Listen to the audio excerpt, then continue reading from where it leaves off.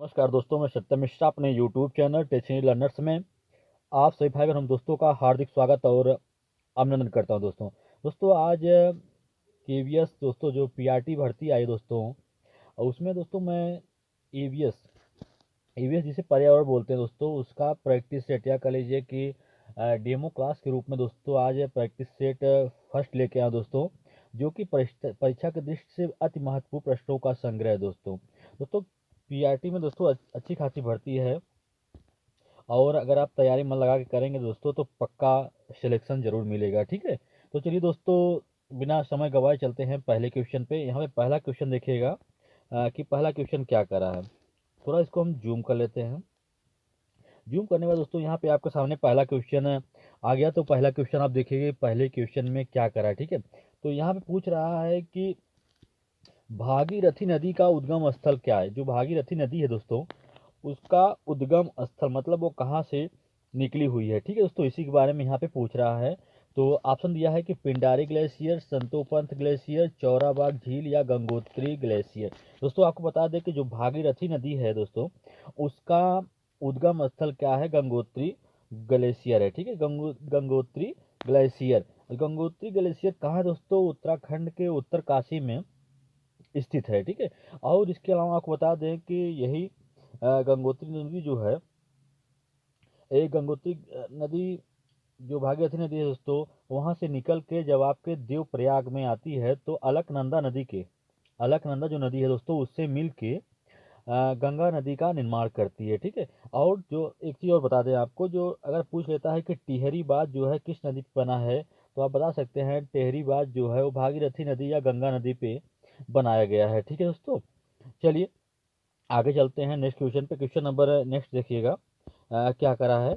Question number next है दोस्तों कि कह रहा है कि पृथ्वी का अपमार्जक कौन है। जीवाणु व कवक, मृदा व जल, पशु पक्षी। तो दोस्तों आपको बता दें कि पृथ्वी का अपमार्जक किसे कहते हैं, जीवाणु या कवक जो होते हैं दोस्तों, जीवाणु व कवक जो होते हैं वो क्या कहलाते हैं, पृथ्वी का अपमार्जक कहलाते हैं। क्यों अपमार्जक कहलाते हैं, सबसे बड़ा सवाल यही है कि जो जीवाणु व कवक होते हैं अपमार्जक क्यों कहलाते हैं।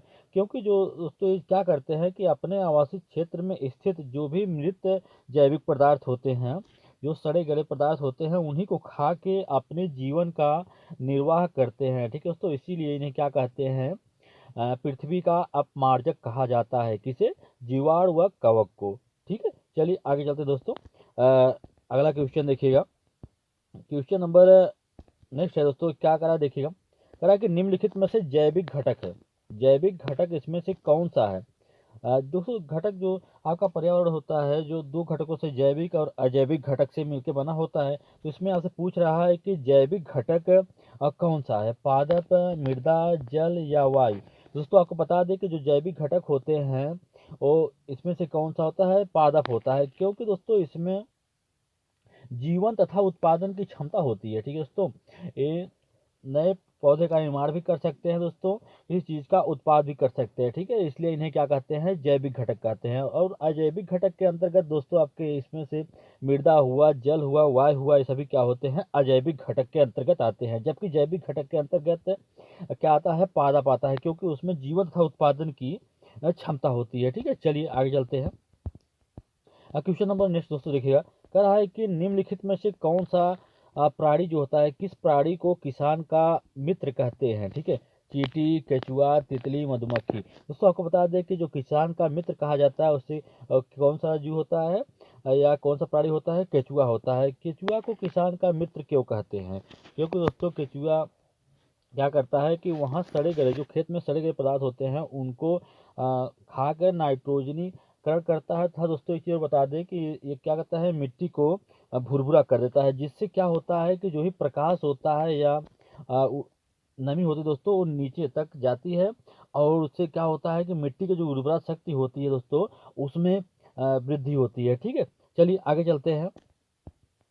आगे चलिए क्वेश्चन देखिएगा क्या कह रहा है कि क्वेश्चन में कह रहा है कि किसी खाद्य श्रृंखला में प्रथम कड़ी सदैव हरे पौधे होते हैं, क्यों। किसी भी खाद्य श्रृंखला में सदैव हरे पौधे हरे पादप होते हैं, क्योंकि वे विस्तृत रूप से फैल जाते हैं, वे मृदा से जुड़े होते हैं, वे सूर्य प्रकाश में वायुमंडल कार्बन डाइऑक्साइड को स्थिरीकृत करते हैं या उनमें जड़ें होते हैं। दोस्तों आपको बता दें कि किसी भी खाद्य श्रृंखला में प्रथम कड़ी सदैव हरे पौधे होते हैं, क्योंकि वो क्या करते हैं कि सूर्य प्रकाश में वायुमंडल कार्बन डाइऑक्साइड को स्थिरीकृत करते हैं। ठीक है, वो क्या करते हैं कि पौधे क्या करते हैं कि वायुमंडल में उपस्थित दोस्तों कार्बन डाइऑक्साइड को लेके तथा सूर्य के प्रकाश की उपस्थिति में अपने भोजन का निर्माण करते हैं। ठीक है, अपने भोजन का निर्माण करते हैं और इस प्रक्रिया द्वारा वो क्या करते हैं, ऑक्सीजन मुक्त करते हैं। ठीक है, तो यही इसका राइट जवाब होगा कि वो सूर्य के प्रकाश में वायुमंडल कार्बन डाइऑक्साइड को क्या करते हैं, स्थिरीकृत करते हैं। ठीक है, चलिए आगे चलते हैं। क्वेश्चन नंबर नेक्स्ट दोस्तों देखिएगा, कह रहा है कि इसमें से सबसे गर्म ग्रह कौन सा है? बुध है, शुक्र है, या नेपच्यून है, या मंगल है? दोस्तों आपको बता दें कि सबसे गर्म ग्रह कौन सा होता है, और शुक्र ग्रह होता है। और दोस्तों शुक्र ग्रह सबसे क्या होता है, गर्म ग्रह होता है। इसे पृथ्वी का जुड़वा ग्रह भी कहते हैं। ठीक है, इसे पृथ्वी का जुड़वा ग्रह भी कहा जाता है, और शुक्र का कोई उपग्रह नहीं होता है। ठीक है दोस्तों, चलिए अगले क्वेश्चन चलते हैं। क्वेश्चन नंबर नेक्स्ट दोस्तों देखिएगा।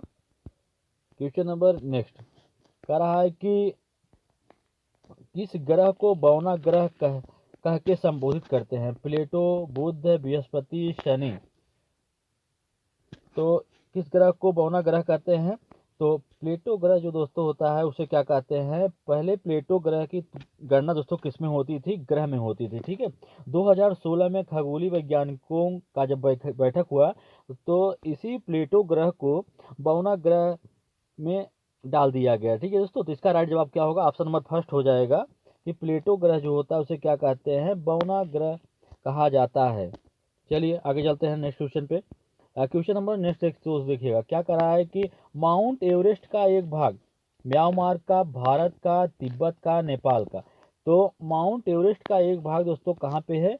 नेपाल में है। ठीक है, तो इसका राइट जवाब क्या है? Option number first. नेपाल में दोस्तों माउंट एवरेस्ट को सागर माथा के नाम से भी जाना जाता है। क्या जाता है दोस्तों? एक क्वेश्चन अक्सर पूछ लेता है कि माउंट एवरेस्ट को नेपाल में किस नाम से जाना जाता है? तो आपको बता दें कि माउंट एवरेस्ट को नेपाल में सागर माथा के नाम से भी जाना जाता है। और माउंट एवरेस्ट की जो ऊंचाई दोस्तों 8,848 मीटर इसकी ऊंचाई है। ठीक है दोस्तों, कहीं कहीं 8900 भी दिया जाता है, तो वो भी इसका राइट जवाब ही होगा। ठीक है, चलिए आगे चलते हैं।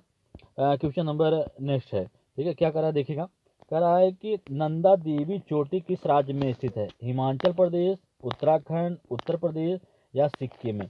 दोस्तों आपको बता दें कि नंदा देवी जो चोटी है ये कहाँ पे स्थित है? उत्तराखंड में स्थित है। अगर बात की जाए इस चोटी की, तो ये भारत की दूसरी सबसे बड़ी चोटी है। ठीक है, नंदा देवी जो चोटी है भारत की दूसरी सबसे बड़ी चोटी है तथा विश्व की 23वीं सबसे बड़ी चोटी में इसकी गणना होती है। ठीक है, तो नंदा देवी चोटी किस राज्य में स्थित है? उत्तराखंड में स्थित है। तो दोस्तों अगले क्वेश्चन चलते हैं।